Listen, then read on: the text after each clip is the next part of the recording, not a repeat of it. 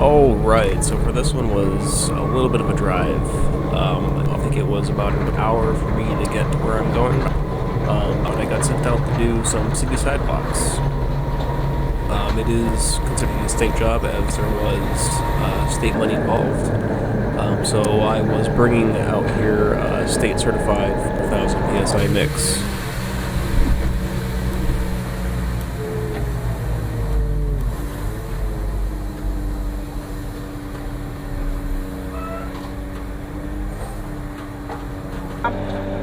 Yeah, back in and point out. Yeah, yeah. Hey, we got this schedule.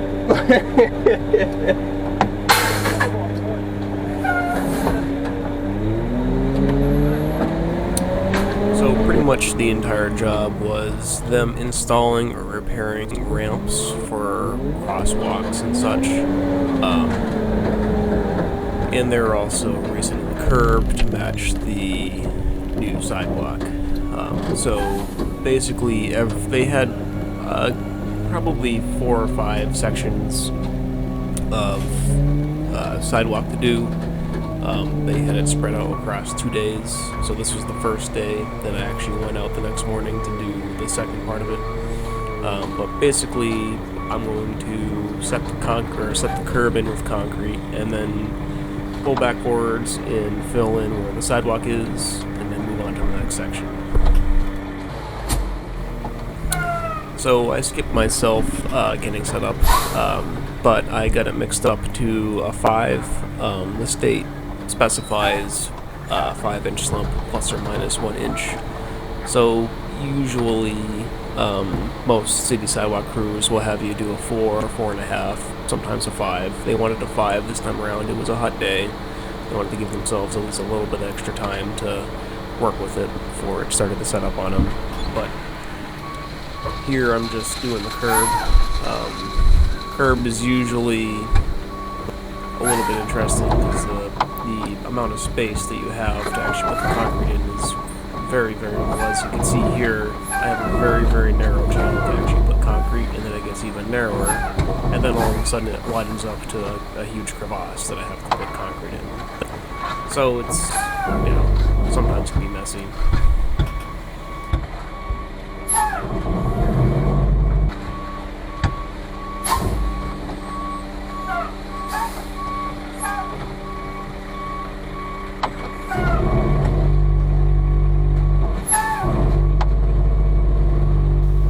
So every crew does it a little bit different. Sometimes the engineer specifies what height the concrete has to brought up to, sometimes they don't.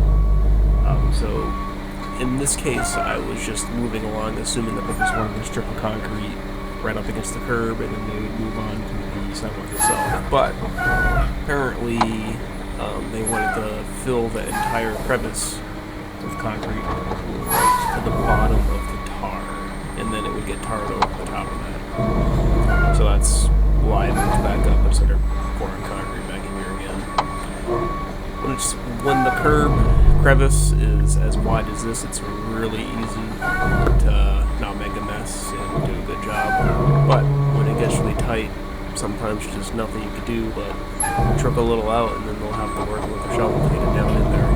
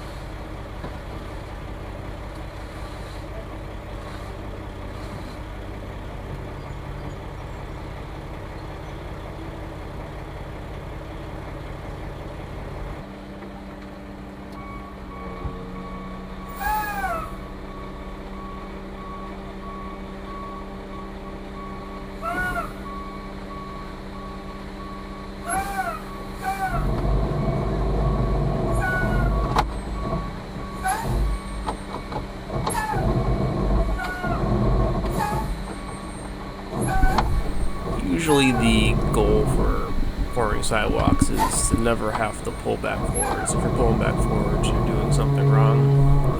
Occasionally it has to happen if you have a really, really far reach, but for your standard sidewalk, you shouldn't have to pull back forwards.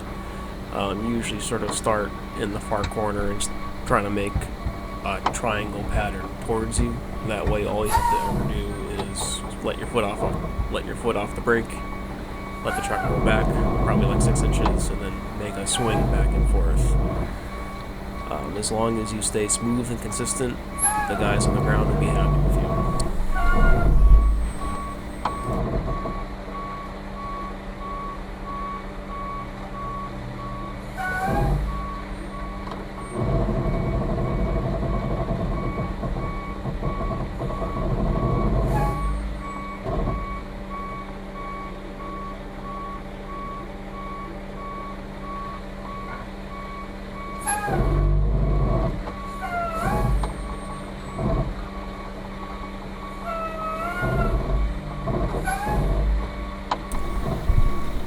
Now, at the time, this was actually a new truck to me. It's not a new truck, but to me it was a new truck.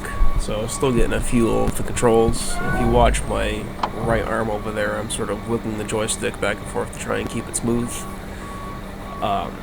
That's sort of an easy go-to if the truck feels like it's hard to control or you're not used to it, because they're all sort of feel a little bit different. It usually depends on how hard the truck's been beat in its life. This truck is actually very, very smooth.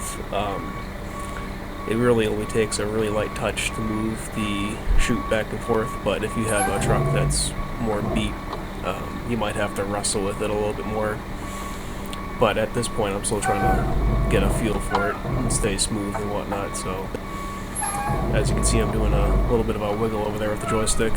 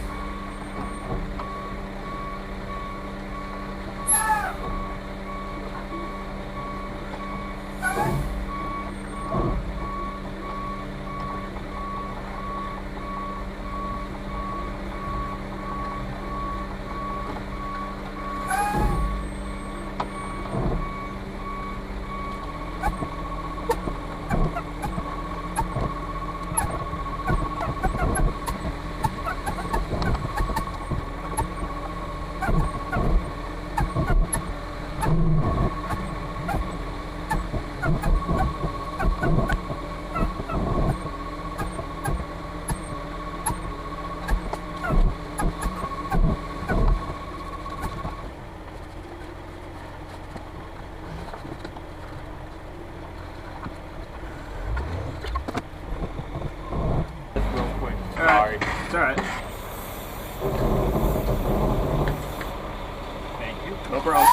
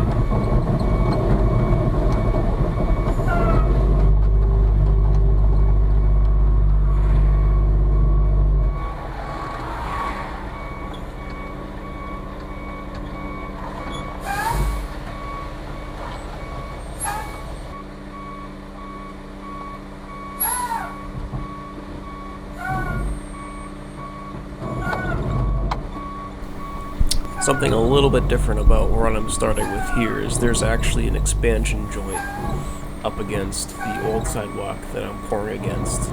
So usually what they like you to do is just give them a little bit of a strip that they can play with to hold the expansion joint up against the old sidewalk, and then you can pull back up and continue as if you're just doing a fresh start somewhere up against a flooring board. Get yourself the little triangle pattern going so you can just back up.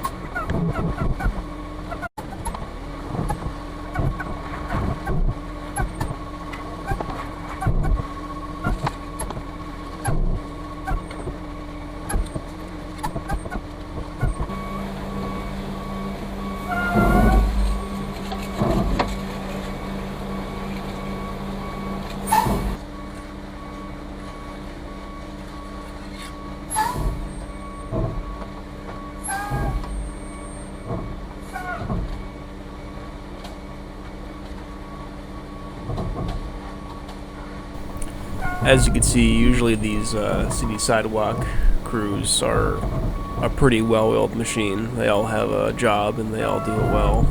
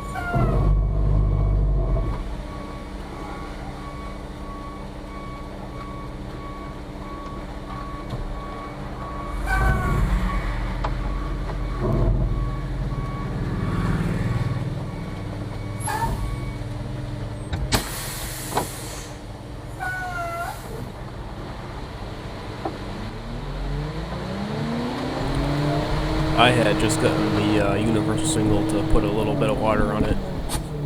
It had gotten a little too stiff.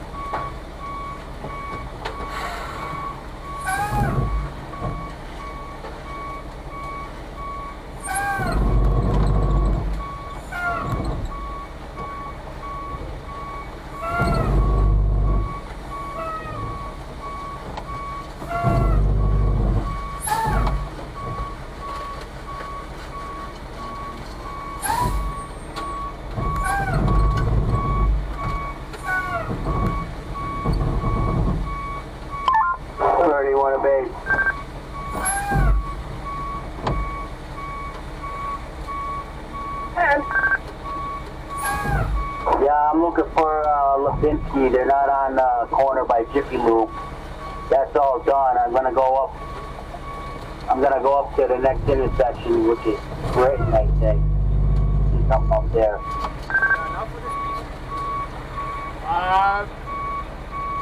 Probably. I don't know. Okay, he's gonna call him in the meantime. I'll have to take a look to see how much I got left.